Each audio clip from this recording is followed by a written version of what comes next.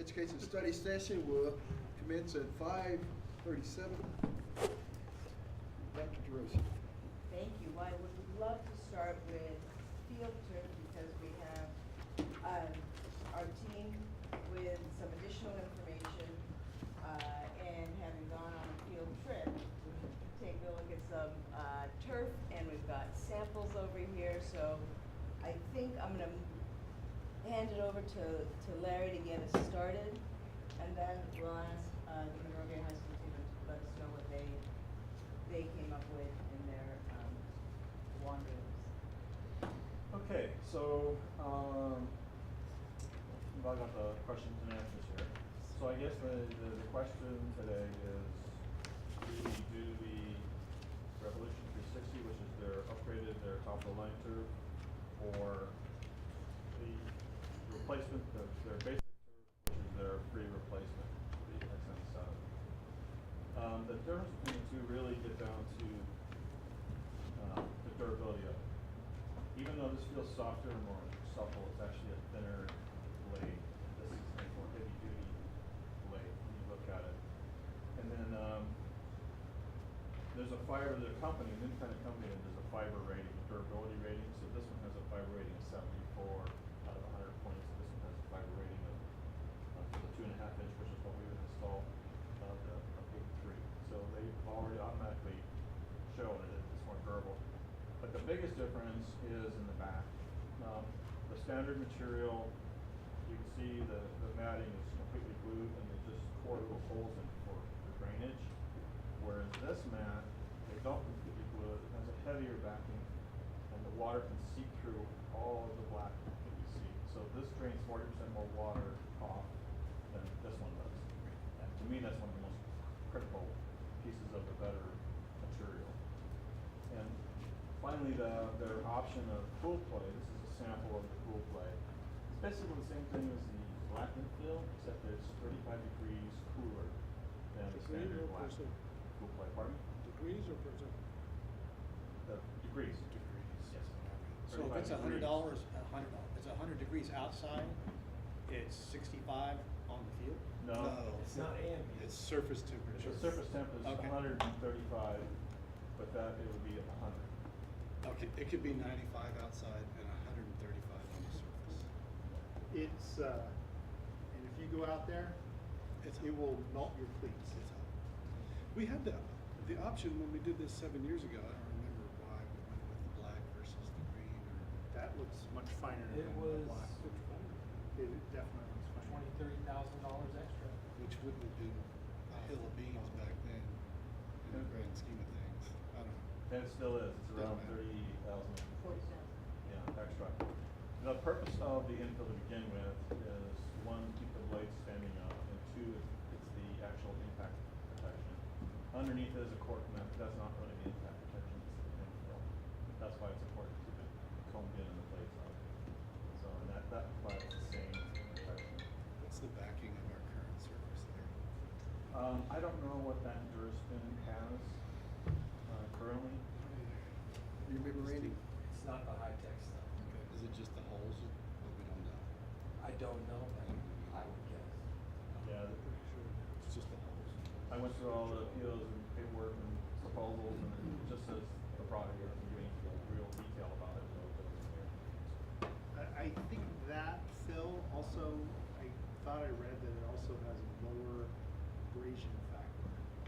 Lower what? Abrasion factor. So when you're sliding, you're less likely to get the rub through, which is applied. Yep. I don't remember if I read that from them or something else. The maintenance of that's the same as the black stuff? It looks finer. It does look smaller. It looks really does. a little finer than what I saw yesterday. You would still have to rake the field in accordance to what Yes. you're supposed to do. Use the proving machine. Yeah, we use field turf now for the maintenance, and we would continue using field turf. That really, to be honest, was our saving grace to get these existing turf replaced for free, but the offer of free, because we did continue using their program.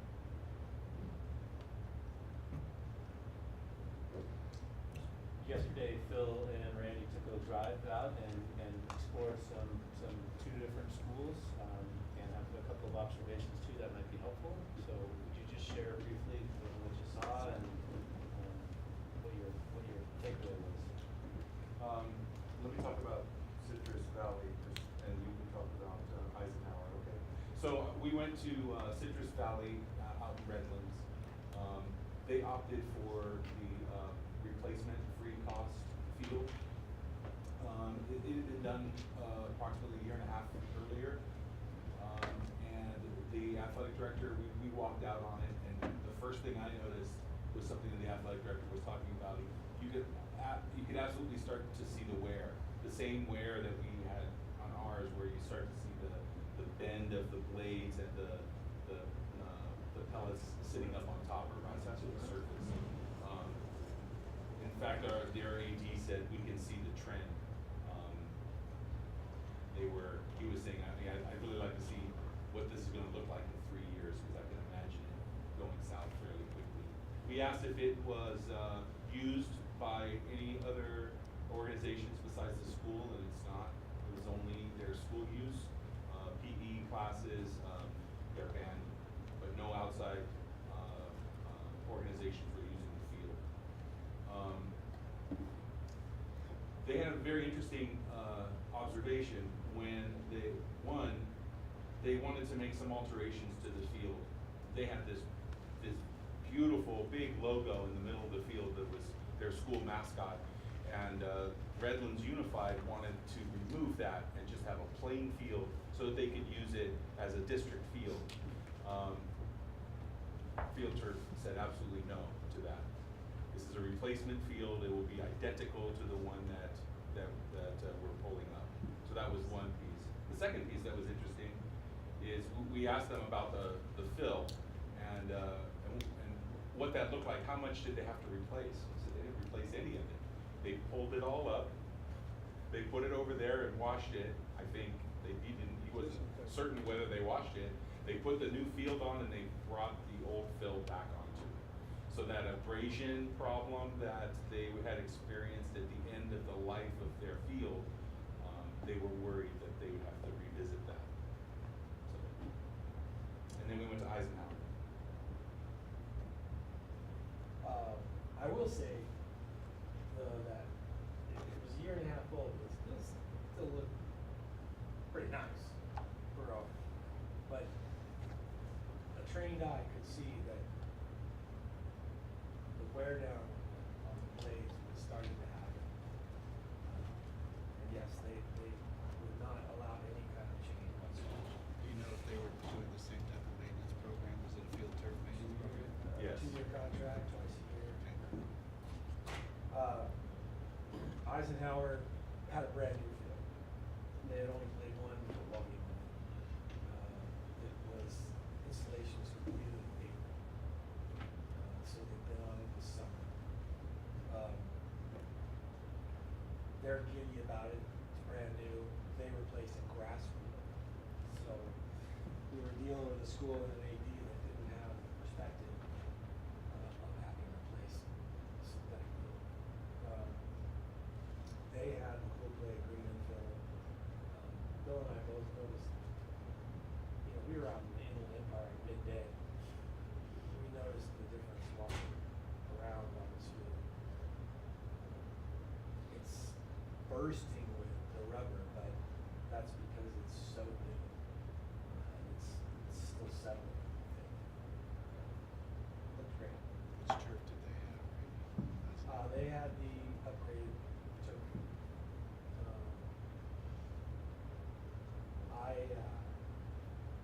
I told Larry, I was trying, other than the width, I was trying to feel the difference on the field, and I didn't know if I could. That's why he was just kind enough to bring these here fiber statistics on. Heck of a nice field. And then I will share also that I spoke today with the athletic director at Santiago High School, Corona. Theirs was completed a month ago. Played one game on it. He said, we didn't get the top of the line, we got the next thing down. And remember that. I don't know if 360 is the top, but They do have options. they made $380,000, and I think it's brain about that work. They went to the upgrade, obviously, but they made lots of changes to the design on their field, logos, and stuff like that, bells and whistles. They got cool play and fill, but they had replaced field turf field like ours. Made the decision to do that. And we're very, very happy. And he was careful to make the point that they were really happy with field turf itself as a company. And the install, subcontractors, and everybody that they had to deal with was something else. Citrus Valley, he was telling us about San Bernardino High School, 2 exits up the freeway, which is San Bernardino School District, I believe. San Bernardino made the decision to go away from field turf. They've had the same thing, and they did not replace with field turf. They're going with astroturf throughout their district. Completely different product. That may not be. Yeah. That may be a poor decision on their part. He's aged us, Randy. Well, yeah. But, I haven't had any bad experiences with field turf. The guys that have come out and worked on the field seem really genuinely nice, responsive.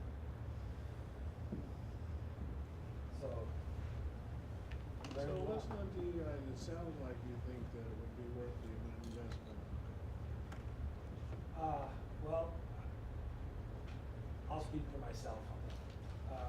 One, I don't trust the replacement. I suspect it's not defective necessarily, but it's an equivalent product. And whether or not Liam, the AD at Citrus Valley, is correct, he's pretty jaded about it. He's pretty cynical about the life of the field they got. And it's under zero warranty at all. My second point with my AD out is I don't understand why we would not, other than budgetary reasons, I don't understand why we would not want a warranty on our field. Sleeping like that. We get a tear, we call them up, they come out and fix it. For 8 years. Well, the one interesting thing on those samples, if you look at it, they break down the rating to like 4 different categories. And really the only significant difference between them is the recovery time. It's a huge gap. If I understood the recovery, that's the time that it takes to spring back and to get to be useful. And that's one of our big issues because of the amount of usage we get on this thing is we need fields that are going to recover quickly. So that being really the only difference between the two. If you're just looking at the straight ratings, assuming the rating agency is legit and third party, but that's a pretty big difference. And I thought I read the reason it recovers better is because the blades are thicker. They're or different heavier. shape. It's Yeah. different shape. Exactly. None of them will recover automatically on their own. No, They you have to have maintain help. They it. have to be rigged. Yeah, you have to. It's maintain all it. nylon. It's all going to lay down. When beads shift, it's all going to lay down. So there's no automatic recovery. But I get what you're Yeah. saying. My one concern is not knowing what our drainage system is like on our current turf. Just the porousness of that is extremely limited compared to that.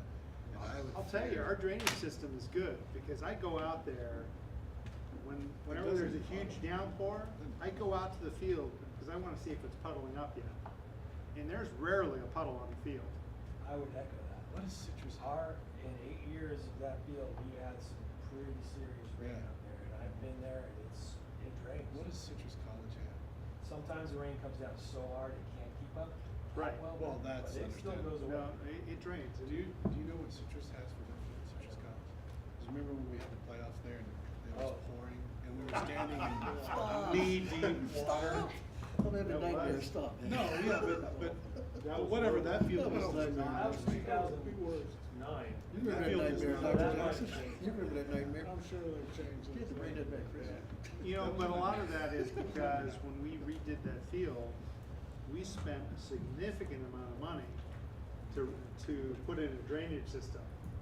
I mean, we dug down, was it 3 or 4 feet? That would evacuate And all we of did that. everything, including clearing out the sewage. I got a question for you. Yes, sir. Yeah. What warranted the guy to say that no one else used the field but his own facility? We asked them. We asked him. I mean, why? Why did we ask him? No, why did he say that? What was his rationale? Why won't they let anybody? Why won't they let anybody else in the field? Oh, we didn't ask them why. Yeah, I didn't ask him why. We I just just asked, I tried just to wanted to know. determine usage. Yeah, what the usage was. Yeah, because that's been my pet peeve since the last meeting.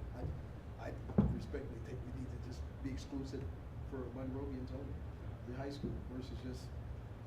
You guys gotta, you gotta look at this, guys. Wear and tear comes from outside. It doesn't And subsidize that's it. another conversation. That That's is another another conversation. conversation. I fear It's still a what you said. conversation. It's still a conversation.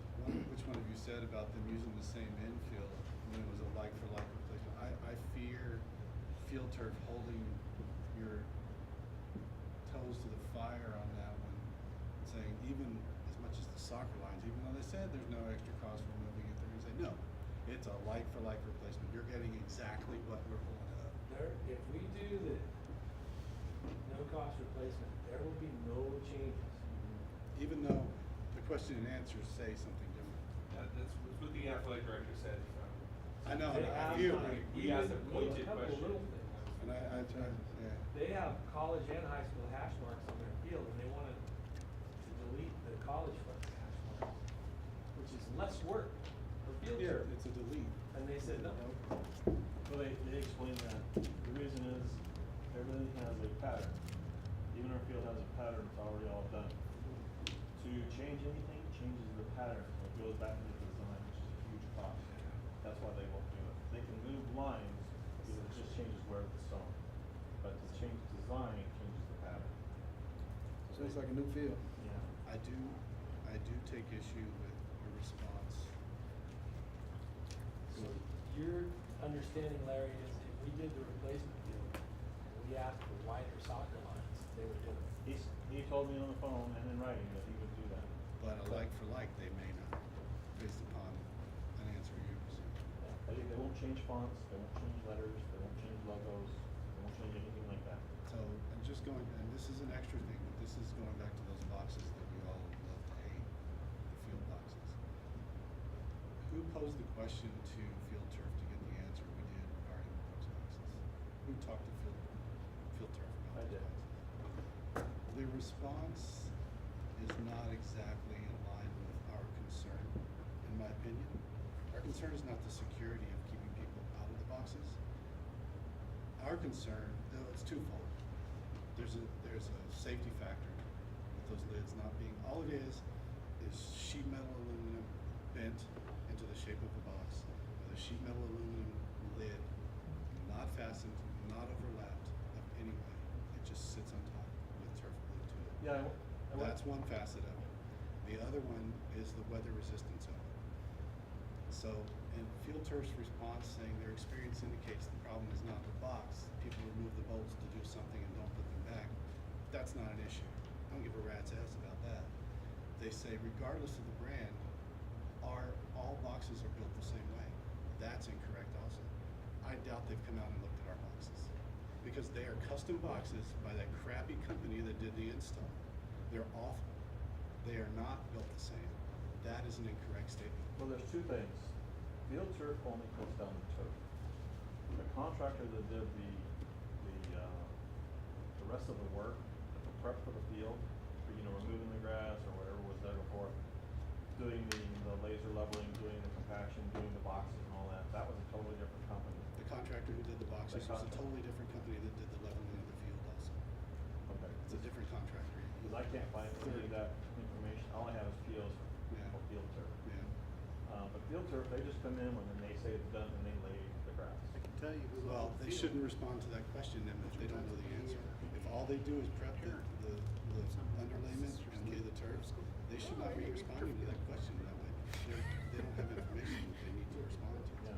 So That's an incorrect statement. So is it something for us to consider then, in this process that we need to Absolutely. look at hiring another contractor to take care of those the appropriate way? Absolutely, we should be researching that information, we should have done that in the past 2 weeks, that's part of the inquiry on what this is gonna take to get this done. There's a safety factor in those boxes, they're horrible, they're unsafe. The other part is, weather resistance allows all of that moisture to get in and corrode the wiring, which we have to fix. Right. Well, I asked the rep about that, and he said that absolutely, after the turf is removed, we would get those replaced, not field turf, but, a contractor could come and get them replaced. What we don't know is how much that will cost, we haven't We required. don't, we would have to get an estimate for that. Which we It could says have done the that. subcontractor field turf. I know, so we don't know how much that'll cost and what they would provide. I have That's a something we feeling- need to do regardless, right? I think so. Like, we agreed it's a Yeah. safety issue for one thing. Anybody who Then walks it's a- on the sidelines likely will Then lose it's an ankle. a maintenance issue on the other hand. And all of the other fields I've seen, I have a feeling if you don't have tilt and coil involved and time and alarm, the contractor, field turf is gonna install Brooks boxes like we see practically everywhere else. And they don't have turf glued to the top of it, so you clearly see it's a box. You clearly see if the lid is installed, so you know people won't step in it, break a knee, break an ankle. Is the Brooks box suitable? Brooks is one brand, it's only a brand, but yes, Brooks is suitable because they're used other places I've seen. Yeah, that's the most common. They're used by the utility irrigation box. industry every day. So when you bring this back for action next board meeting, please have us an estimate from them what Brooks boxes will cost. As well as the. Add to the cost. Oh, like I said, Brooks is a brand, we all know that, so, you Yeah. know, or equivalent, that's one, weather resistant.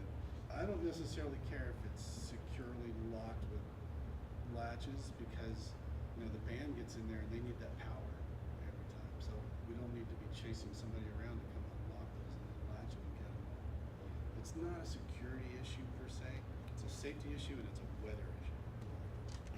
Well said. You know what, we've been searching, and the reason we've spent some time over the last couple of weeks looking for contracts and the information is we wondered if those boxes were in good warranty. I don't care, I don't want those boxes replaced with like for like. Do you? Randy and I don't want those boxes replaced with like for like, and I'm sure Kirk and Phil would concur. I mean, these Brooks boxes are not expensive. They're not expensive at all, so. I don't It's just, think it's just a matter of keeping, you know, the process of keeping all the earth back to get the old one out and the new one in, because we're not starting from scratch. And the process would have to go through. That would be best. Any other questions? Everybody on the same page? Everybody okay? Upgraded turf? Just want to get the timing down. So did Field Turf say that they were gonna be in charge of hiring the subcontractor? Are they gonna be the people who are They're actually the gonna install installer. it? So they're the installer of record. If they subcontract out, they don't really care. Just the field. Just the field. Yeah, so if we were to give him a go-ahead tomorrow, he said it'd be a couple weeks in design. And now, this was the free replacement, designed because they were gonna move the soccer lines. If we're gonna go with new, or the upgrade, and change the fonts and move the logo, or whatever we're gonna do, as soon as that list of wants is established, I would have to go back up for a timeline. Do you have a list of wants? That's what I was gonna ask, other than the soccer lines. Well, We had an initial, I did think an initial one. And there was some font talking issues. to Santiago today, I think the cost that they quoted us is probably based on not a whole lot of changes. Sure. Maybe because they have the pattern and all of that stuff. It's for the upgraded turf. If we, I know I put out there, we might wanna rethink our font, maybe we change a couple of things. Soccer lines is the big one, but I think those are gonna add to the one bit if we decide to do that. Well, if you look at the original purchase The order. infill, the green, the cool play infill, to add to the one bit. Definitely. Everything that is done has been at, every letter, Every every logo, 200,000. everything. By the On time the you have the original. boxes and the cool play. So back to Brian's question though, in addition to the soccer lines, maybe the thought of changing the font, are there any other lists of wants, No, needs? we saw,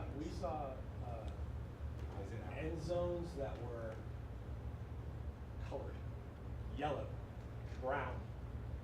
I don't think we need, white infield. You're talking college and End NFL zone. up at that point. If you had all the coaches sign off saying that they're good to go. I just don't want it after the fact, saying, hey, oh, why didn't we do this? Well, the only issue that we have right now would be if we were to shut down the field in September, we would need to create a mock half field for our band to practice on in the North 40. Because this is their field season. And so we would have to build a sideline from the sideline two hashes deep. So it wouldn't have to be a full width of a field, but from sideline to the first hash, from the first hash to the second hash, those would have to be exact, marked, and identical. We'd have to burn that into the North 40 grass so that the band would have a practice area. And what would the cost of that be? Is this based on the replacement field or the new field? The new field. No, he's saying when they need a practice, they need a field to practice on while we're. If you're gonna take snow weeks, if you're gonna take the band, But why are we pulling it if, from my understanding, if we're not gonna start until next year, we decide to move the field? No, I thought the initial, well, this is part of the discussion, right, is we have this 3-week window that if it's possible to fit it in there, that might be the best overall scenario for the high school, for all groups I'm combined. confused. We're gonna stick with the replacement field for free? That would only warrant Well, shutting it down. doesn't matter. No, it It doesn't doesn't matter. matter. The stuff that's on there has to come off, and new stuff has to go down. And so during the time it's off and the new's going down, no matter what the new is, the band has to have a place to practice. Maybe I'm misunderstanding. My report didn't articulate the field coming up. So I think. I'm only responding to what I understand. Let's back it up. I think, Yeah. what Terrence is referencing is our report that, thanks to the, upgrades and refurbishment of the field by Field Turf a couple of weeks ago, that field there's no longer that sense of we need to do it now, like in September. That's what I received on the report. Right. And do it at a time that's a little more. That's why I'm saying, Okay, where's this coming so from? You know that's- what, let's go in order. Maybe this will help, right? So, is there a general agreement that we want the new field, the upgraded over the straight replacement? That we're on the same page, we want a new field. Yes? Yes. Okay, perfect. So if we're gonna go with the new field, what we need to do is ascertain what the additional costs are gonna be and what those line items are, and once we see what those line item expenses are, we can make a determination whether we wanna use them or not. Fair enough? Wanna use what? A new Like, field? whether or not we want the new font. So or if we whether use or the not- new Yeah, font those kinds of things. and. So, but I wanna make sure we're soccer clear, field. Brian, there is no field being taken up. I wanna make sure we're clear on that. We're not at that point yet. We're not at that point. We're gonna go in order, so this is just step by step, right? So once we have the field, we agree as a whole what the upgrades or changes to that new field is going to be, the boxes that need to go in, when that needs to happen, what the costs for those are, and whether it's gonna change. At that point in time, we can determine how long would it take for them to deliver the new carpet, right? So once we have a delivery date of that carpet, then you as a team would look at your schedules and determine when the most appropriate time to put that carpet in is. Does that sound appropriate? If the most appropriate time to put the carpet in is during the school year, the field has to come out to get it prepped to put in the new one. That time frame was approximately 3 weeks, 4 3 to weeks? 4. 3 to 4 weeks. So, if we don't have a field for 3 to 4 weeks, we need to hear what the impact and how we're gonna resolve not having a field. If there's a cost to that, we need to know what those costs are. If it's simply just rescheduling games, then, you know, fantastic. Cost of a bus. I have an in-house question. Where's the $150,000 coming from? And we will use that from the previously legal right agency fund pass through. So we have the money in that fund. So we will that fund, the money will all set aside for district-wide facility. We know that we don't have any bond, so we have a couple $1 million in our fund, and we will use that fund. And that would be enough to cover, if just on the face value, what we had, saying like for like with this cool stuff, that's about $190,000, round numbers. Yeah, we have the money to pay that. I wanna go back. So my understanding is the field that was just cleaned, that I was told that was good enough for the rest of the entire season, is not the case anymore. That's not what we're saying at all. Yes. Okay, because, you know, I just want to be clear here. I think we're going backwards. I thought we already decided that we're going to go with the new field that started in the summertime. What would warrant us I to don't take know up that the there's field? a decision. Did I read the wrong report? No, you read it correctly. But I don't think there had been a determination of when it was gonna happen. No, I get that point. I thought it was too long to even consider taking up the field in the middle of the season. I thought we've already concluded that wasn't gonna be the case. Well, So, but I stand that's- corrected. I stand Wait, corrected. Are you talking about the football season? The or football are you talking field. about the school year? No, the football season. I understand that we wasn't gonna take up the field during the football season. You're right, our recommendation changed following the refurbishment of the. Now we're on the same Yeah, page. our Thank you, Ken. recommendation, you guys have not made a decision, our recommendation changed based upon the input, and I'm guessing that that's not changed, right? The refurbished field is still gonna last us for this season. Now we're on the same page. And you guys will let us know when would be the best time to make the changes. It's pretty amazing what they did. I think Now we're on the it's- same page. Thank you. And I did say that I think we could get through the year on what they did. I'm really kind of watching it to see how long what You they gotta see did all the last. practices in a few games and see what happens. Because that field has a whole lot less rubber on it. Mhm. The field turf did that at no cost, That's great. pending the replacement. And our kids are really happy about it. Oh, yeah, they're stoked. We And still have to see. strawberries on the elbow or. So we So got while football. we- So while we're getting the costs, the ball and this stuff, can your team look at all the sports, all the programs that use that and determine the best timing Well, and any changes that we would need to make to the market? I would submit to this group that, we didn't have the info to begin with. 3 or 4 weeks, okay, let's see, this one, that's gonna be it, that's it, that's the best. To do this during the winter season, boys and girls soccer, nightmare.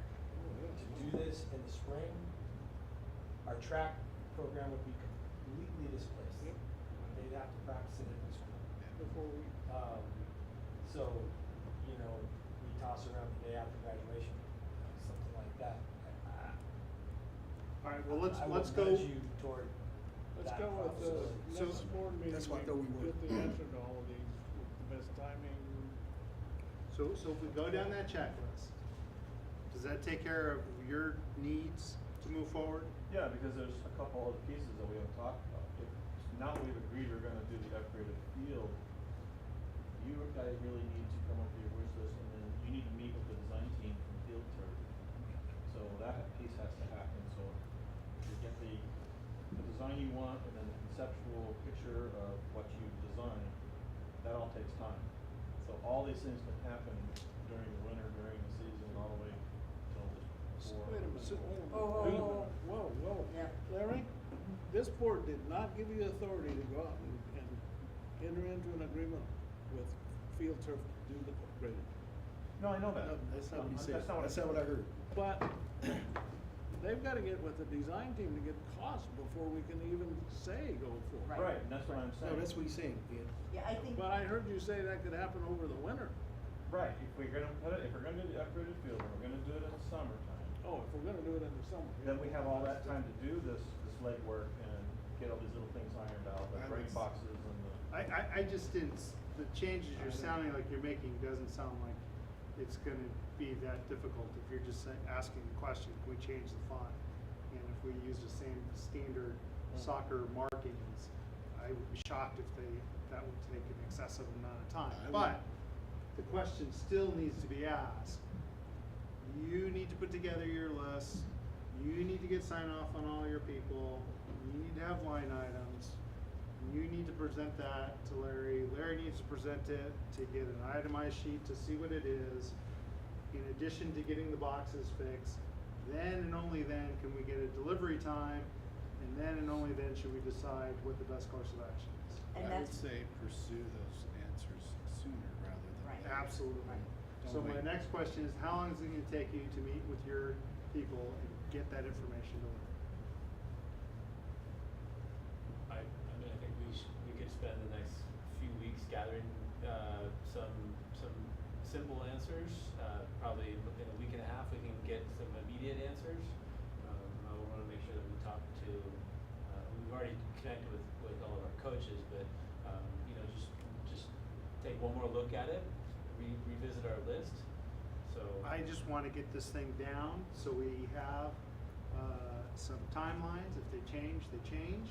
But I wanna have some markers here, because I really don't wanna have another study session on this, honestly. I think the next time why don't we do this, why don't we,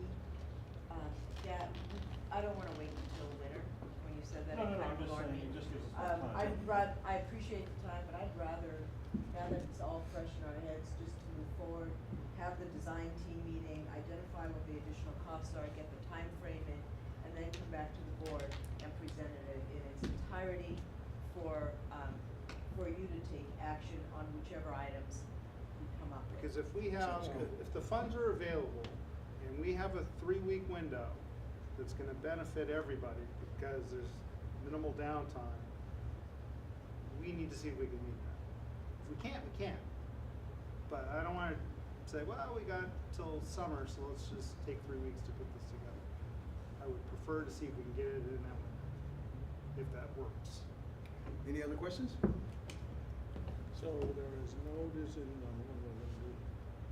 Not, we are going to begin right away with the Figure that additional, out. yeah. Process. Yeah. And the I just wanna be additional costs. careful now. Yeah, We that- haven't decided, no, we're not gonna put it down this. Right. But we did come to a consensus that we were gonna use the upgraded turf, is that correct? Mm-hmm. Right? Well- Is there any disagreement to that? Is there any disagreement to using the pool play? No. Okay. That changes my conversation with Gil too, so that's Good. good. Good. Perfect. And then you pursue the answers to the questions for the additional items that we need to know about. Absolutely. Boxes and change. Yeah. So- Soccer line. One question, I heard somewhere along the line that our warranty with Field Turf on this field actually runs out in January. Correct, January 31st, So, 2019. but if we time them up to replace our field after that expiration, are we okay? We're still under the maintenance contract for 2 years, so we have this year and next year with Field Turf. Are they replacing fields under expired warranty? Yes, the warranty has nothing Okay. to do with it. Okay. But now the decisions are made to go with the upgrade anyway, it really has nothing to do with it. My Okay. question will still stand from the original, which was, how did we arrive at $150,000? Field Turf has, when they sued the manufacturer, the Canadian manufacturer of Durasvine, they got a settlement out of that. Part of that settlement, Field Turf came up with a structured agreement with all of their fields that had Durasvine. It was either 100% free replacement, like for life, no changes, or just a flat fee of $150,000 to go with the top of the line product. That was the negotiated deal. That's what they offer everybody across the United States and around the world, and that's it. That's their offer. So it's their. And then they told me what that $150,000 includes, which I sent out. Right. But that's what they offer. That's just their structured settlement. That's all there is to it. Because the difference, in the answers that we have, we Right, last two it's Fridays. considerably more than the $150,000. The difference between the basic and the higher quality is only 90,000 according to your question and answer. Right. Yeah, which was their answer on the materials. So, put that back to Rob's question. Why not 90 instead of 150? Because they make it so, Yeah, it's obvious. whoever bought that off. Can I just clarify a timeline question? So we're gonna work with staff to get information prior to the next board meeting? Is that? As soon as we can, I mean, you all. As soon as you all possible. said- The Yeah. sooner you get The better. Larry's answers, the sooner you can get the bid out. Okay. Okay, next conversation. Thank you, gentlemen. Thank you. You're welcome to stay for the next part of this sizzling conversation. Thrilling as it is. That's right, it's 90,000 Yeah. manufactured. I want And to $6,000 thank both these a gentlemen plate. for making that trip out, field trip out there. That's what we're looking to do. Yeah. Thanks, guys. Thanks, guys. Yeah, fun it did. Yeah, it was. Thanks, Lou. Hey, thanks, See you Thanks, guys. Randy. Thank you, Randy, thanks. We got Randy. video of them Randy. rolling around the field too. Dave, you got a chair now. Put that up on Facebook. Miss Wu, you're on. All right. Yeah, okay, I'm, maybe we'll start it. these are the, I wanna just straighten this. This is what I had sent to you the other day, but, Different or the same? this is the same as. Larry, what- if you could, Oh, it's. when there's a $90,000 difference and you're paying $150,000, can you find out why for me? Because I will surely bring that up again. I asked, I will ask again. He just basically said he didn't give me, he gave you what you get, but not what each of those components cost. So, they were talking about one school that got, not top of the line, but right next to it, which was like only one number different on their durability. Could you just ask them if we got one notch down, what it would be?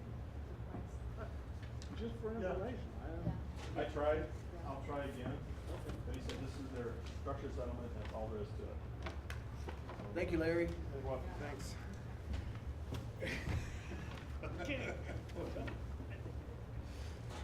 All right, I guess we'll be here late that night, boys. No, the boats, It's 7:30. You guys are messing with me now. round and round. Ed, you see that? It's 6:25.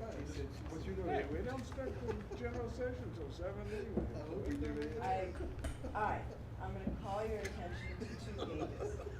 7:30. Yeah. I'm expecting you to be done. All right, Mr. Gilliland, I'm with you, sir. So, So on you. this document, the one that's stapled and is here, following our last meeting, it occurred to me that maybe all of our I'm sorry. Following our last, meeting, it occurred to me that what we need to do is, after board meetings where the program is discussed, simply codify and identify what it is we discussed so that we could reference it for future. And so I took the liberty of doing that. This is not new information, this is really a summary of the information that we discussed in the, formative program last. I also included our updated international program, board policies and administrative regulations, just so that you have them. And each time we bring this back, I'll bring it back with some more information and continue to update it so that, it is constantly, at your fingertips. The line item and one of our next steps that we needed to identify was, the tuition, and what we were going to charge for tuition. The Excel sheet with the information for tuition from different public schools is really what's on, websites throughout, the area. And you'll notice there are lots of different fee structures and, it runs the gamut. Currently, I believe our number is, what is it, 15? This is not the current charge, is it? Okay. Oh, the current charge, I'm sorry. So Connie, why don't you, Yeah. okay, so the currently we charge $15,500, we have an application fee of $250, and so, we charge $15,750 Yeah. for tuition. And that is definitely on the high side, when compared to some of the other school districts. When we had changed the structure the last time, it was on the low side. So with more programs, we're getting more, competitive, and, the supply and demand costs do change. So, the proposed fee structure that we have here brings us back in line, and in terms of tuition, but then we have some additional fees so that we're really not taking a loss in the overall scheme of things, but it may be something that we want to consider. Is the ASB charge and the textbook deposit, is that 500 each per student? Is it an ASB charge of 500 per student? Yes, And a that's- textbook yeah. deposit of 500 per student? Yes, that's additional, and the textbook is refundable, and once the high school sign off, we will return the $500. And why do we charge ASB? The SB, we just encourage them to involve the school-wide activity, because the reason they are here is the culture and they know what our school looks like. So because they are fee-based students, so we charge them $500. Per student? Yeah, per student. That's So a would that- potential $20,000 if you have 10 students per grade level, correct? Yeah, because ASB is a pass to ASB, different program, so it's kind of supporting the school. Do the ASB charges include yearbooks and, dances? I mean, are all of those folded into this $500? Yeah. So it's everything? Yeah, it's everything. and- Prom, homecoming? Yeah. So it really is what kids would be paying throughout. What, you charge ASB or you charge the student $500 to pay into ASB? Yes. That's correct. Okay, that's not how that's written. It says MUSD charges ASB $500. Oh, okay, charge the students. That's why I was trying to Yeah. figure that out. Why Okay. are we charging ASB No. $500 Charge the to have a students. kid? We charge the student Yeah. $500, which Yeah. goes into ASB. That's correct. That makes more sense. Yeah. The way that's written did not make sense at all. Okay. Connie, just a clarifying question, when you say, it includes prom, et cetera, is that like the admissions for prom or things of that nature? So basically, the district charges an ASB, and I pass this ASB to the SB group. So. Or just a pass through? Yeah. But that doesn't include Yeah. prom tickets. Right. Yeah, Right. no. See, I thought it did. So that's the good question. Yeah. That's a great question. And she Yeah. thought it's different.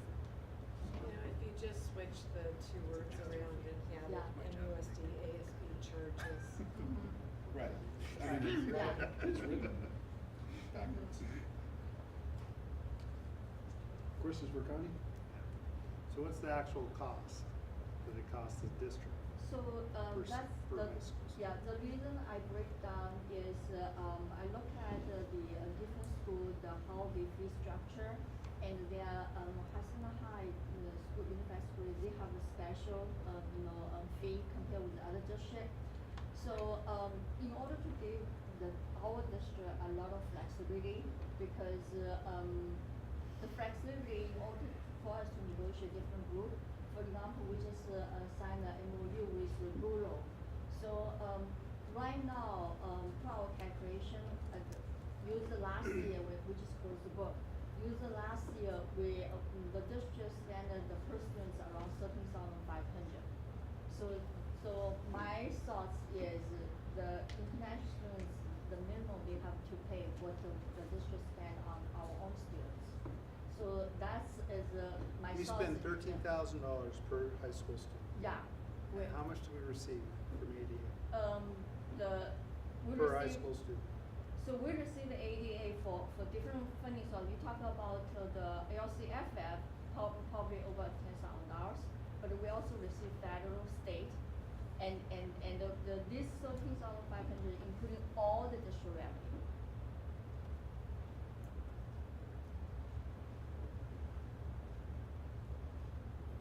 Okay, so you're saying it costs us $13,000 to educate one high school student? Yeah, including all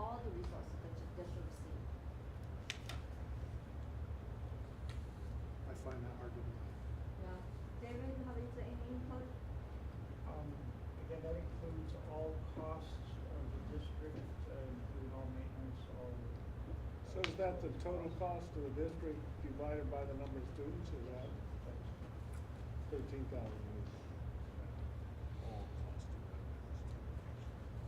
Do you think it's more? No, it has to be less. If Chino Unified is charging $9,500, and state law requires that you charge whatever it costs to educate a student, there is no way that it costs us $4,500 more per student to educate them. No way. Telling me that they're 50% more efficient than we are? No way. Will that impact what? I'm just trying to understand this. I mean, the fees are the fees, but I mean, I want to have the rationale be accurate. I mean, we can't say, hey, it's costing us $13,000 to educate a student when it's not. It's kind of like spending $150,000 for something that costs 90. It is. So just to them, it will be. So just to be clear on Brian's question. First of all, let's be clear on the math here. We're charging them $500 for ASB, $500 for a book deposit. They're gonna get the book deposit back. But that $1,000, is that part of the 13.5? No. Okay, then that should be 16,750, correct? If That's you- correct. Not 15,750. Yeah. Actually, 16,200. I see what you're pointing out. Yeah, so, yes, Right. so, Yeah. and then we get ADA from federal and state sources on top of this. No. Okay, Those- yeah. that's where, I want to make Yeah. sure. Yeah, it's no, clear. we don't get any Yeah. additional governmental funds Yeah. for that. The theory is. 'Cause that's where I wasn't sure your answer was being clearly. Yeah, I mean, I don't think that number is accurate. I mean, if we have to justify it to somebody and start bringing in a lot of students, I just wanna make sure that our numbers are accurate. I mean, every website that I've seen says that the average cost in California is between $9,000 and $10,000. If I recall, we set the tone on 13.5. Months ago. No, this goes exactly to what Rob's talking about.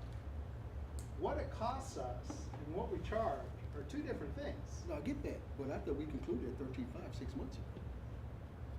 That our cost was based on that. If I understand the meeting, I remember vividly. Cause that's how we arrived at 13.5 based on 13.5 6 months ago. First number I ever heard was 16,000, so. Well, yeah, he's right. It 15,750 started with is pretty 16, close. and then we decided to go to 13.5 before we took the trip. That's what I recall, Brian. But again, we still gotta find out how you arrived at that number first on So- 9,500 down the street. Wait, so. let me ask you a question. Is there a law that says we can't make a profit on this thing? The law is that we should be charging. What it costs to render the service? So if you load up the service to have like an MSI study that says everybody that walks across a piece of carpet costs you 75 cents, that's what we've done to get to this number? Dave, why don't you explain I think the law says you must charge at least What it costs? what it costs. You cannot give them any kind of scholarship or discount. I don't think that it says that is the dollar amount you charge them.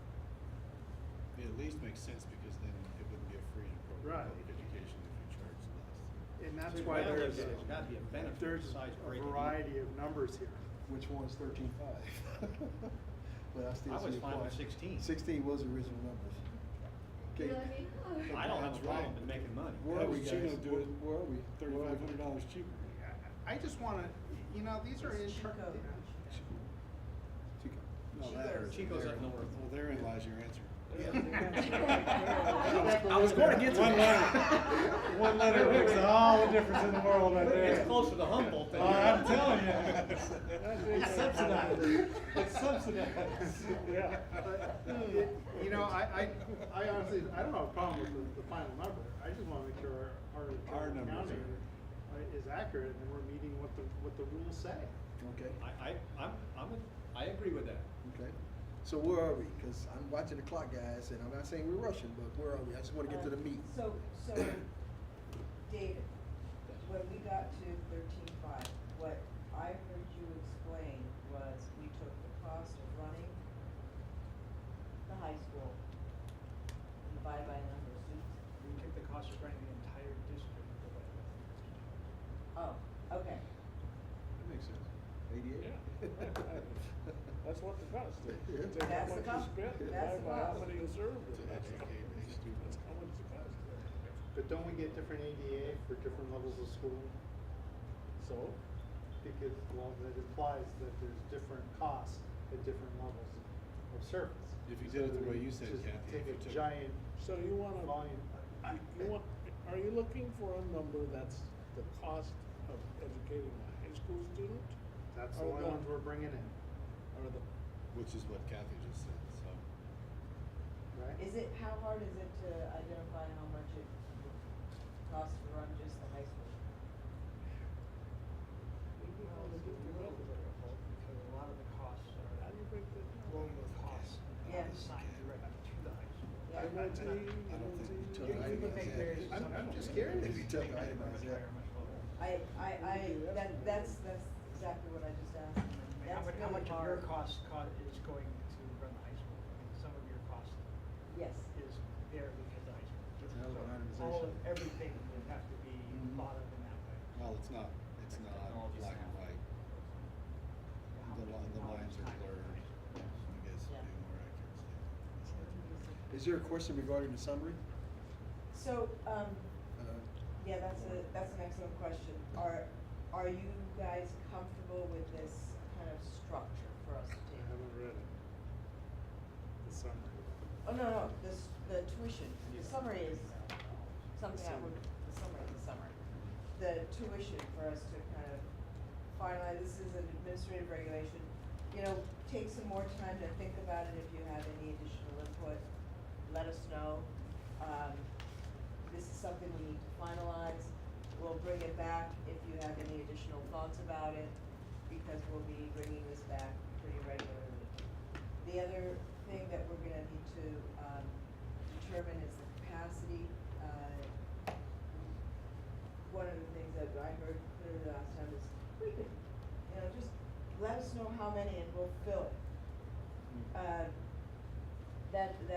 That probably doesn't work for me. I don't wanna come up with a number I can't sustain. And the whole idea was to fill open spots. And when I look at, say, any particular grade level, we'll have 5 or 6, say, English classes per grade level. Putting into each of those any more than 2 international students start getting to be a lot. How And many that's how I students, determine. how many students were below estimates at the high school? How many are we about?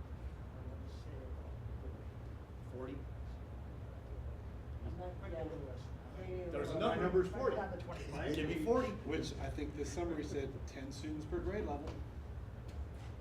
So 40. So that's kind of what it is. It's not for this year, right? I mean, but, 40 is something we can handle, but 10 per grade level, because the 40 aren't all in one grade level. I'm absolutely not recommending that we have 10% of any one grade level be international student. Unless, of course, that's the gap that we have. when will we have a projection for next year? We do projections. Darvin, when do we do the projections? When you start going to schools? April. So a Is bigger there question. any reason to believe that won't be a smaller number than we have this year? No. Cause you're saying we had 40 capacity this year, it will be, exceed that next year. Well, we also staff lower with each lower projection. But part of the reason it is that we don't staff. That's the whole game I thought plan, that so was we don't fit staff as Well, part we of are the 40 students. lower than projection, is what I'm saying. So, yeah, it's, My question, big picture, because that's how we're gonna do this coming year, right? What is going to be, have you been able to put some thought into what the policy or the AR policy and procedure would be on an annual basis to determine how we're going to determine how many students we're gonna accept and by what dates, so we can market the program appropriately with enough lead time, and we know, and everybody's on the same page, so we don't have to have this particular type discussion every year. Yeah. So, I'm so glad you mentioned that. Part of our next steps, because we're gonna get everything done today. Phase 2. Finalize that tuition because that's really important. For capacity, 10 per grade level right now Did we seems. confirm, right, we're all on the same page? You wanna hear the group say, yeah, that number's good? I'm good Uh, with David that. has- Today we're down David to has- 20 at the high school, and for my projection, we're down 80 from last year. Okay. But we staffed, On the projection. on the projection. Step. Yeah. We staffed based on the projection, not based on last year. But, okay, so while we're on this really quick, if we're down 80 and we project it to be down 60 then, Yes. so the goal in doing this type of a program would have been to say, we want 60 people to come in this year, right? The- But you don't know Right. until you have actuals. But we won't know till we have action. Well, No, but we do know until you by the have reality. projections, I mean, right? you don't know until you have reality. No, because in April is when they said we're gonna be down 60. Yeah. In August is when we found out we're down 80. That's what I'm saying. I You say don't know go until reality. we say stop. You don't get here. Projections and reality are two different things. So, No, I agree. we'll, again, right now, this is the number we're proposing and we're gonna finalize. And we will develop an application and timelines for applications and all of those things. That's part of our next step, as well as, putting something on our website that has the information clearly. Any other questions for Ken? Once it's finalized, right now, we don't have anything but a board policy. All right? I don't think we need to put anything on the website for this one.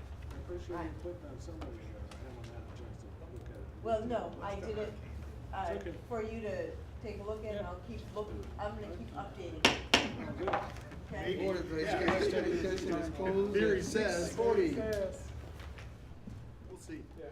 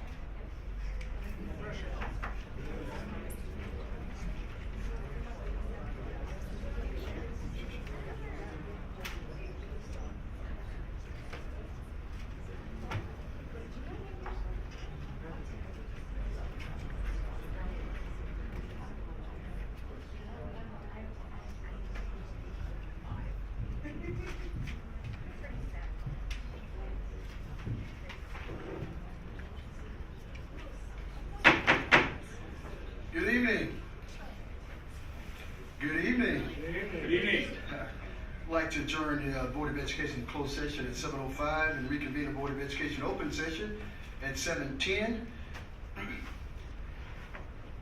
We're going to be led by the Wildcat Nation for our Pledge of Allegiance.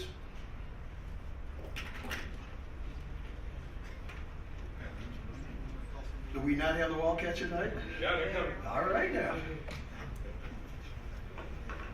Good evening, school board, cabinet. It's my pleasure to introduce Mia Streeter from our early college program. She has some words after the pledge.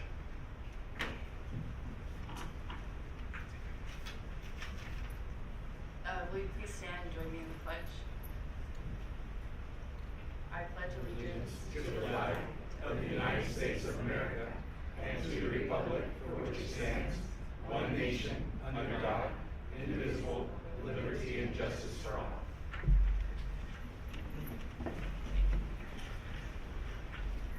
My name is Mia Streeter, and I'm a sophomore at Monrovia High School. At the school, I'm involved in the tennis team, and this will be my second year being on varsity. This will also be my second year as an early college student. Some of the benefits of this program are the college credits that I'm able to receive while being in high school. And as of today, I have 17 transferable credits without any financial benefits or responsibility. Another benefit is the access to citrus resources that I have, such as a personal counselor, access to the computer lab, library, anything I need. Another one is having professors that are able to come to the high school and teach us, which gives early college students insight into what college looks like and the responsibility that you need to have. And that's about it. So thank you.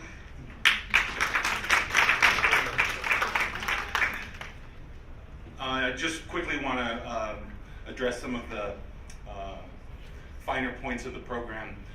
We currently have 3 cohorts that are in the program, 3 groups of students, a group of juniors that are in a 2-year cohort. This is their first year, and upon completion, they'll have accrued 1 year of general education courses off of their commitment for a bachelor's degree. So really fantastic. Mia is part of the original freshman 4-year cohort. She's just starting her 2nd year and has completed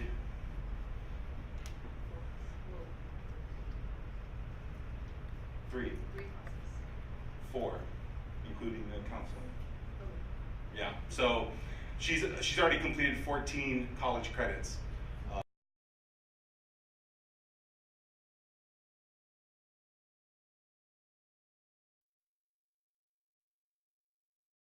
3 groups of kids that are matriculating through. It's a very exciting program. Thank you so much for your support in that program and offering it to the students of our community. It's powerful. The relationships that they're making with their college professors, and more importantly, the opportunity for them to become college students while they're in high school makes that transition to college much easier. So thank you very much. Mr. Luan, since Yes. you're on the mic, Yes, we sir. happen to have the likes of Hector Rodriguez, Mr. Holland's representative, regards to the AB 288. Hector, where are you? So make sure you're telling the big guy I talked about him. Yeah, tell Chris thank you. Thank you, Mr. Luan. And I think that, where's that super wildcat? Can we take a picture with her? Here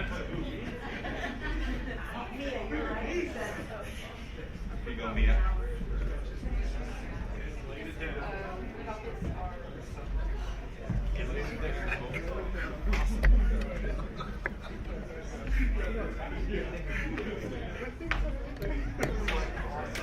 You want me to stand behind you? I'll stand in the back.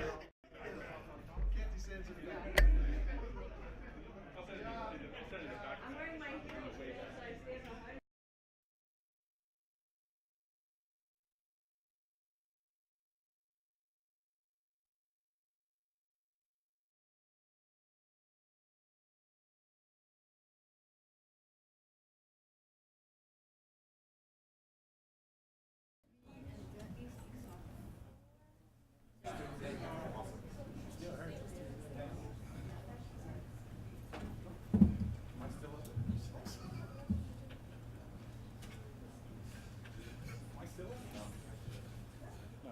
kick it.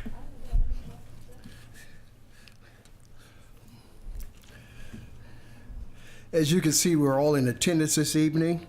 With regards to the report on the closed session, we had some dialogue regarding the superintendent's goals and evaluations. We're at the G part of our business, order of business. The agenda discuss presentations, items which could be included, input, and representatives of agendized matters may be moved. Dr. Terosian, do we have anything we want to move up? We do not, President Williams. Thank you for that. Approve the minutes of the regular Board of Education, August 8, 2008. Entertain a motion. Thank you, Mr. Hammond. Second. Ms. Huff? Board Member Rich? Yes. Board Member Wong? Yes. Board Member Hammond? Yes. Board Member Gilliland? Yes. Board President Williams? Yes. Motion carries 5-0. Thank you, Ms. Huff. Recognition and communications, Dr. Terosian. I understand that I am going to be one of the ones that presenting this wonderful opportunity. And with that said, Mr. Rodriguez, will you join me at the podium?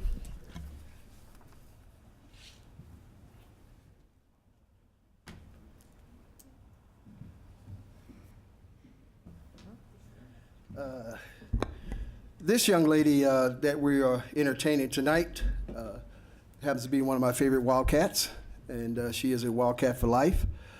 She will be matriculating to San Diego State University, a party school. No, just kidding. No. But Assemblyman Holden had his 19th year of having a celebration block party, and he chose one of our Wildcats. And I thought that was important to share, as we do as a board. We share the good and the bad, and this is good. And so with that said, do I have a certificate to entertain? Okay. Thank you, Mr. Lujan. You ready for do this, right? Yes, sir. Come on, Lou. No, just kidding. No, and without my glasses, it says, I'll put the Miss on it because you're a young, beautiful lady. To Miss Young, Beautiful Lady Courtney Willis, on being a recipient of the California Legislative Black Caucus National Scholarship. I want to congratulate you. I want to give you some tips. Stay in the books. Anything you want to say?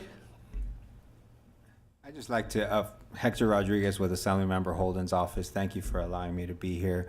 I'd just like to echo what President Terrence Williams has already said, remain in your studies, be persistent, and congratulations on receiving this this terrific award, and continue on. I want to do some opposite the board.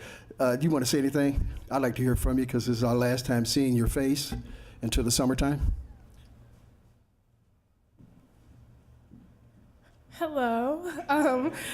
I am going to San Diego State University, and I just want to thank you guys for everything you have done for me. I have a lot of supporters. One, Mr. Lujan and Terrence, you guys have seen me through football seasons and basketball and cheer for all 4 years, and I've also got to work with the city really closely and interning and a job, and I just really appreciate what the city has done for me, and I'm glad to transition into my new journey at San Diego, and I know I'll do good with the foundation you guys have built for me, so thank you. Courtney, do you want to introduce your fan club with you? Oh, that's my mom and that's my brother. He's on his iPad. Got the camera ready, Mom?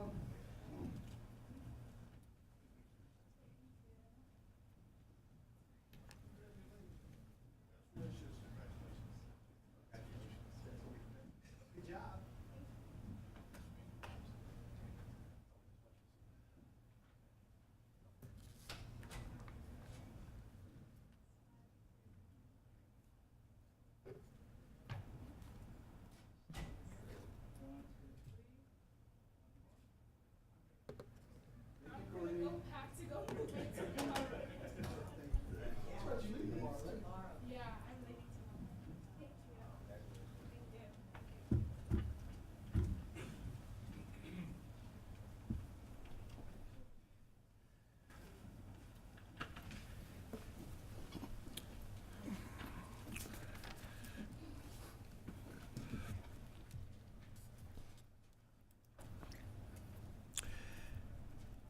We are going to entertain board reports. I did not ask prior. Do we have a board report from anyone? I'd just like to give a big shout out to the folks over at Wild Rose that had their back to school night last night. Piano player in the lobby and a lot of enthusiastic parents and teachers, and just thanks to everybody that put that together.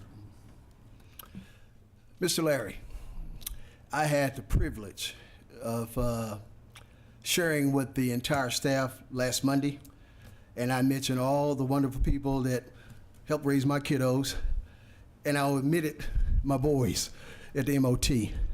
So would you tell the maintenance crew, the plumbers and all that, that I give them love as well, and I appreciate them tremendously. I remember going and seeing them at the end of the year because I wanted to thank them for putting up with Sam. But sincerely, my apologies. I acknowledge the bus drivers, the teachers, the janitors, and all the people that play a village in our kids' life, and I omitted to MOT, so for that I regret. And you can tell Fluker that I said I still love him too. Damien, not the father, not the son. Also, no, that's a joke. That's a joke. Oh boy, that's a joke. I just want to take this opportunity to acknowledge 3 individuals who were posted on our Facebook. These guys, from my understanding, these gentlemen here was helping this. I'm from the South. We say seasoned. We don't say old. Helping this seasoned lady here. And the person that originated the photos was taking it based upon thinking something was wrong because she saw 3 kids with an old lady. Come to find out that these gentlemen, in the likes of Sergio Pena, who's carrying the box, he's a Clifton Cub, and the brothers Alejandro and Jorge Conchas, they walked the lady in the post office, stood in line for her with her mail and her packages. After they finished, they walked her to her car, and someone captured that. And from my understanding, they have about 575 likes. I met them along with the 2 ladies that took the pictures and wanted just to congratulate them. But I thought it was important to share that. We talk about so many things that kids do wrong, and when I see something like this, from my experience and growing up, that changed one of my friends' life, and he was a bad booger too, and that changed his life, having the audacity to help others. And from my perspective, I thought it was important to highlight. So I just want to thank those gentlemen and let them know what they did was important, and prayerfully someone will mimic that same effort. Thank you for that. Any public comments regarding anything that is on the agenda, Ms. Huff? There are none. Any public comments regarding things that are not on the agenda, Ms. Huff? Yes, first request to speak comes from Chris Blanton. Thank you.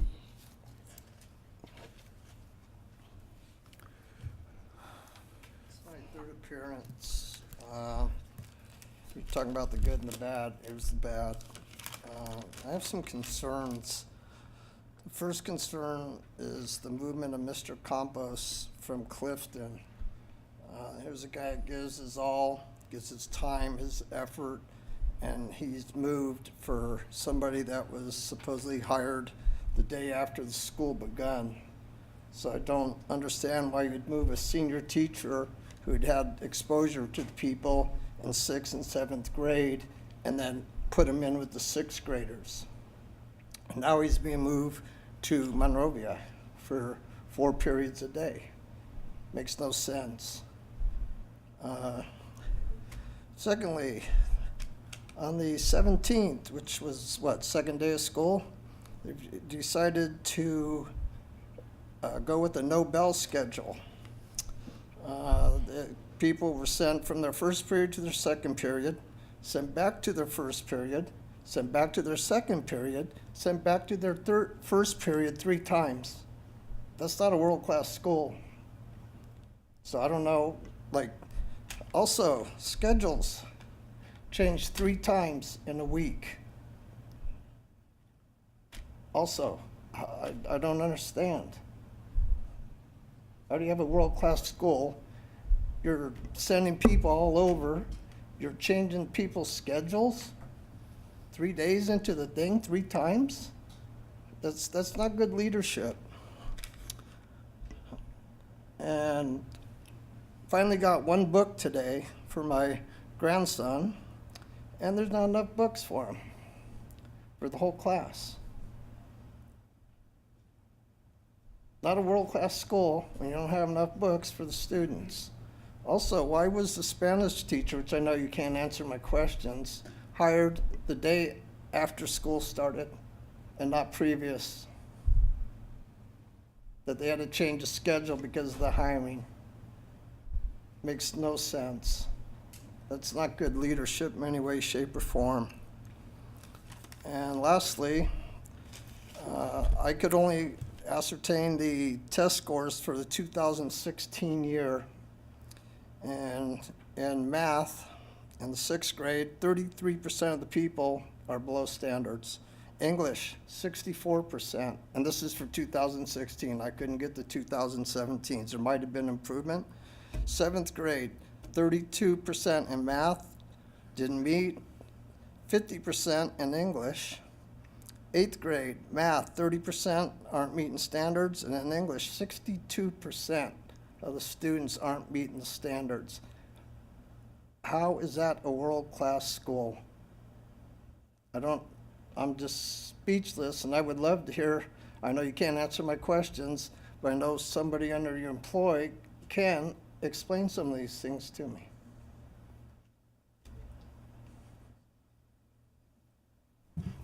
So you talk about the good and the bad, I'm the bad. I don't understand. Please make sure that our staff has your phone number so they can be talking to you. Oh, they have it. Like I Okay. say, this is the Thank third you. time I've appeared. Everyone's aware of who I am. So with that, Forget my microphone. I will ask Dr. Terosian to see you directly, our superintendent. okay, thank you. Thank you for your comments. Ms. Sutton, do we have any others? There are none.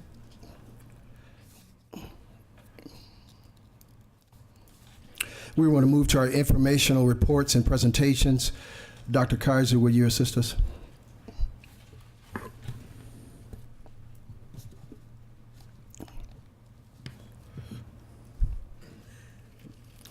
Is it warming up, Shoshana? Tonight I have two short reports for you. The first one the one I'll start with is Monrovia Unified School District goes back to school. You have a PowerPoint in front of you with a beautiful picture of the joy on our people's faces as they're coming back to school. This particular first picture was taken at Wild Rose. And then you'll see a child's art that says Lulu's first day of school. And I just thought that was so precious because what we really aim to do is in the social emotional learning part of our school day, we want to instill this kind of joy and love for our schools and every child. And we do that by celebrating the world-class programs in our world-class schools. And so we have some unique programs that I'd like to highlight. First, I'll start with the elementary programs. At Brad Oaks this year, they are focusing on science and the next generation science standards and bringing that hands-on learning into their classrooms. Mayflower is a Code of the Future school where coding is taught every single day. And Monroe Elementary School is our Spanish dual immersion school.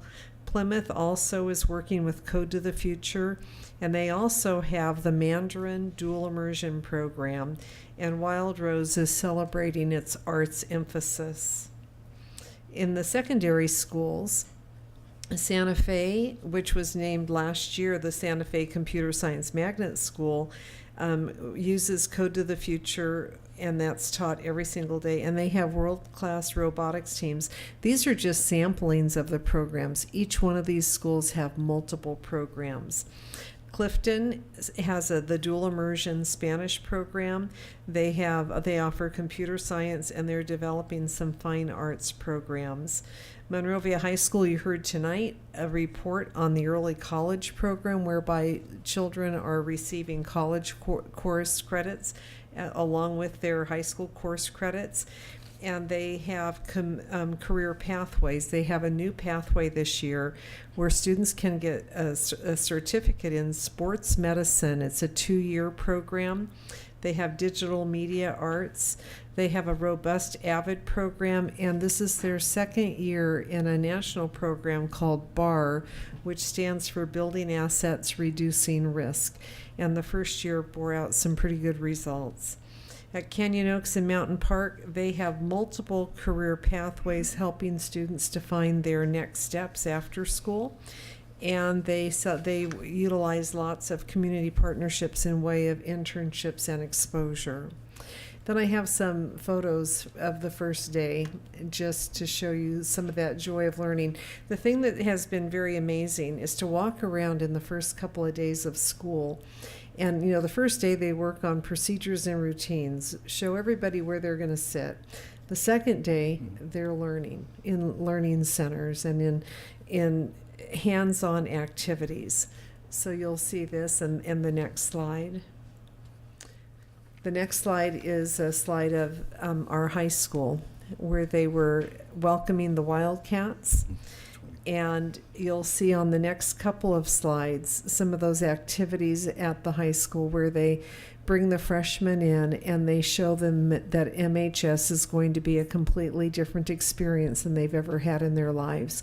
They really wrap around these students with joy and love and security, making all the fears that they may have sort of go away. And then the next slide, you'll see some more activity from the high school. I happened to be over at Santa Fe Middle School this year for the first day. Each cabinet member and the directors goes and spends time on the first day supporting our administrators, and our instructional specialists are out also. And what I observed at Santa Fe, the principal brought not just the children from the 6th grade into the room, he brought all the parents in. And he talked to them as a collective. And then at the end of his speech to the children and the parents, he said, okay, the time has come. Parents, stand up. And he didn't say leave. He said, children, stand up and give your parents a hug goodbye. It was really tender. There were some of those big dads with tears in their eyes as they were leaving their children. And then they commenced their day. So the last slide is the message to all of our schools. Here's to an amazing 18-19 school year where we do have world-class schools for world-class students. And we are celebrating a grand opening of the school year. And okay.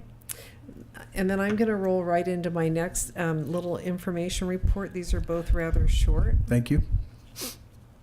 The next one, we have a literacy van. And I have with me tonight a couple of women that I'd like to introduce you to who are going to talk about the literacy van. And I'll talk about the first couple of slides and then I'll introduce our guest. So the first slide is a picture of our literacy van that serves our schools. This van goes to every elementary school 1 day a week. And you'll see some pictures in this slideshow of exactly what happens when the van shows up. This was a vision of our Monrovia Reeds Foundation that we would reinvent the van. And many of you would remember the old van that is Phil still in the room? That backfired? Yeah. Apparently, Mr. Lujan used to drive that van around and do story hour. Well, you know, that van's kind of big and kind of old. And so after many, many meetings and much conversation, the Monrovia Reeds Foundation worked with the city and got one of the little transit vans and repurposed it into this van that is a book van now for children. So it's drivable with a regular license. You don't need the big bus driver license to drive it. And a librarian actually drives it to the schools where families can sign up for a library card, and there are library books for children and families to come and check out. It's a mobile library, and so it's had a lot of success. And again, this has been a partnership between the city library and our school district, the weekly service. And also, it's been funded by the city and by Monrovia Reads Foundation. We are so grateful for the work and the fundraising efforts of this magnificent group in Monrovia. It's quite unusual for a town to have a group like this. With no further ado, I will introduce our guest, and they will take you through the other slides.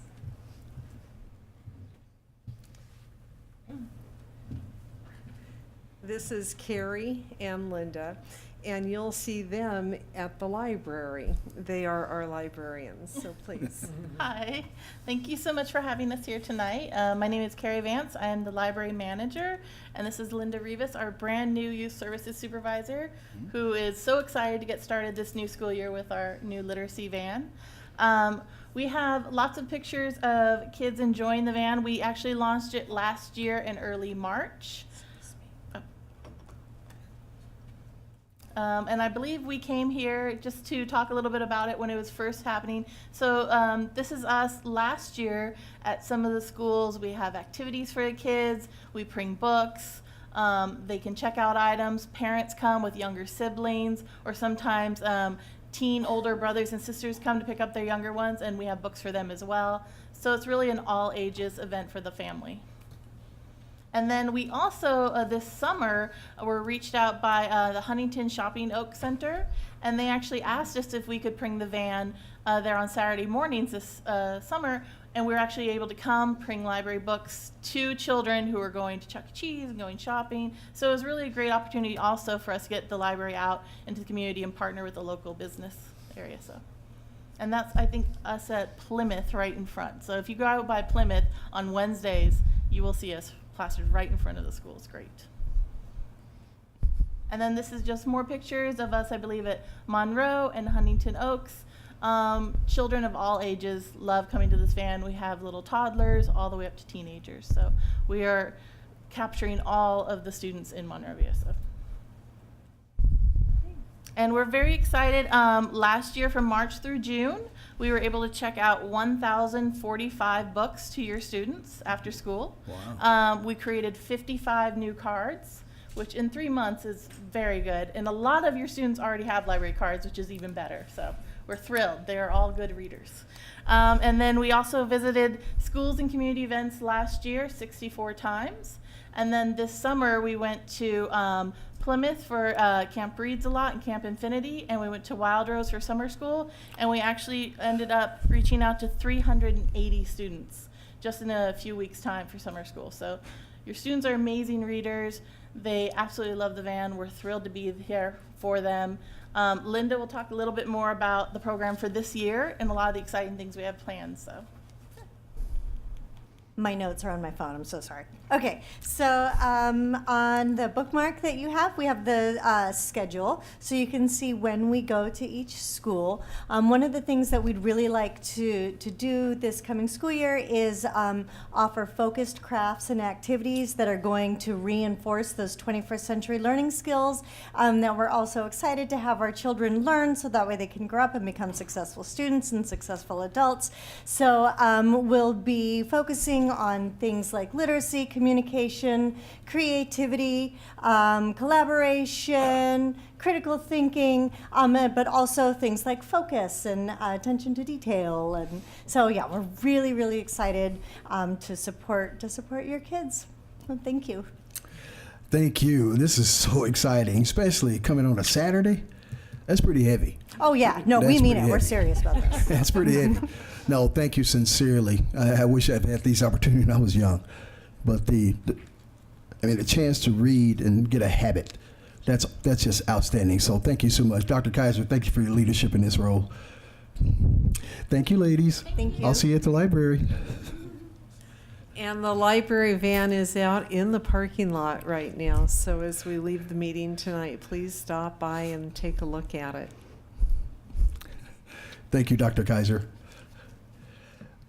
Next, we have a consent agenda, which consists of 18 items, routine business placed on the consent agenda and carefully screened. I'd like to entertain a motion. So moved. Second. Board Member Wong? Yes. Board Member Hammond? Yes. Board Member Gilliland? Yes. Board Member Rich? Yes. Board President Williams? Yes. Motion carries 5-0. Thank you, Ms. Huff. We'll move to business services, led by our Assistant Superintendent of Business Services, Ms. Connie Wu. Good evening, President Terrence Williams, Board of Education, and Superintendent Dr. Teresian Cameron, and staff members. The Business Service Department requests the board to approve the resolution of California Uniform Public Construction Cost Accounting Act, also called CAPCA. By approving of this resolution, it will not reduce the board's approval or oversight authority. Instead, it allows the district to reduce the advertising cost, expedite the bidding process, and also simplify the informal code process for small public project. And I have my Director of MOT to answer any question board may have regarding this resolution. Any questions for Larry? It's more of a comment than a question. I would like to thank our staff for all the extra time that was put into this to get to the resolution and addressing each and every one of the concerns that were voiced. I'd like to thank the board for its diligence in putting together a very comprehensive policy that will serve well the district long after our bodies are no longer sitting on this dais. Well said, Mr. Hammond. Any questions for Larry? All right, Mr. Larry, we're going to move for a motion. Thank you for standing there, sir. So moved. Second. Ms. Huff, excuse me. Board Member Hammond? Yes. Board Member Gilliland? Yes. Board Member Wong? Yes. Board Member Rich? Yes. Board President Williams? Yes. Motion carries 5-0. Thank you, Ms. Huff. Any pending board issues, Dr. Terosian? I would just like to call to the attention of the board. There are a couple of legislative pieces that are moving forward on the floor. One is the later school start time by Mr. Portantino's office, and the other is one that, at least in our offices, we're a little more excited about, and that is the Pathways to College Act, which through AB 1951, Assemblymember O'Donnell. This bill gives districts the option to administer SATs and ACTs to 11th grade students in place of the standards tests that we currently give to all 11th graders. So it would reduce the number of tests for our 11th grade students and allow students to take those that are most meaningful to them. So rather than taking the SBAC test in ELA and math, they would take SAT or ACT, math, and ELA. One question, when's the early start time going to be heard? Is it already out of committee? Where is it? It will be voted on by the Assembly. Do you know the date? I am looking for that as we speak. I just saw that too. CSBA has voiced its concerns about this bill as well. Because it's not on the agenda, we cannot take action on it, but I would encourage anybody is there a phone number there that you can call to Mr. Portantino's office? I have an email address that we will post on our website if you Okay, and what's for the public is that what this bill will do, it will make it so that we will not be able to start school until later in the day. And so that anyone who is working, there's a very large potential that your child will be unsupervised for a significant part of the morning because your work schedule and school schedules will no longer coexist. Also, there's been no talk about working with our local teachers' unions who are all on bell schedules and between the bells about any of this. And it's based upon, and it's hard to use the word science because it's basically one long study that's been done that it showed that teenagers performed better in some schools under some conditions if they started the school day later. In that study, it failed to show that if the student went to bed earlier and maintained the current schedule, would it not perform the same function? That was not a question that was asked and answered in that study. I think if we can all hearken back to the days when, when we were much younger, and is like, yeah, I'd like to start school at about 9 o'clock in the morning too. That'd be pretty cool. It wouldn't necessarily make me go to bed any earlier, but I would certainly like to start a little bit later. This has been a thing that's been pushed now for about the last 3 years.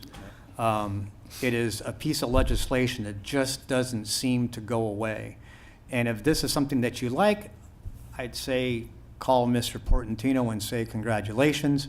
If this is something that you do not think is good, I would encourage you to call Mr. Portantino and address that as well. I have already voiced my opposition to this, and I would hope that the rest of the board would do the same. Leadership from Sacramento on what time school starts in Monrovia is probably not the right thing to do. And in answer to your question, Mr. Hammond, as the legislature will adjourn August 31st, That's what it was. it will be at any time between now and then for both of these bills, and we can post this information on our website regarding both bills. If this was to pass, when would it take effect? 2021, I believe. Mm-hmm. July 1st, 2021. Mm-hmm. Thank you. Or when the collective bargaining agreement goes into effect for each district. We were part of several public forums regarding this over the last couple of years. Right. It did go to the assembly floor in September of last year and failed. Yes. So it keeps getting pushed through for second and third readings, and they keep trying to push this through and keep trying to bring people from all over the country who speak in favor of this. And as Mr. Hammond pointed out, it is not a good idea necessarily. It's going to change life for our families as we know it drastically. So research all you can, learn all you can about it, make your own informed decision, and let your senator know how you feel, as Mr. Hammond said. Dr. Rossi, you have any other pending board issues? I do not, President Williams. Any other comments regarding any topics discussed? I just want to move to the old business, which acknowledges our regular board meetings, September 12th, September 26th, October 10th, October 24th. Our new business would include our Labor Day, all sites closed on the 3rd of September. And of course, our heavy back-to-school nights has already started. Last night at Plymouth, and we'll continue with Mayflower on the 23rd of August, Barrett Oaks on the 28th, Monrovia High School on the 29th, Monroe on the 30th, Clifton on the 5th of September, Santa Fe on the 6th of September, and the Co-HMP September the 11th, and of course our CELC is on September 13th. I would like to close tonight's meeting in memory of Norma Jean Thomas, who was the mother of our MOT Secretary, Ms. Sheila Weaver. Ms. Thomas passed on the 5th of August, and of course our thoughts and prayers are with Sheila and her family. With that said, our meeting will adjourn at 7:48.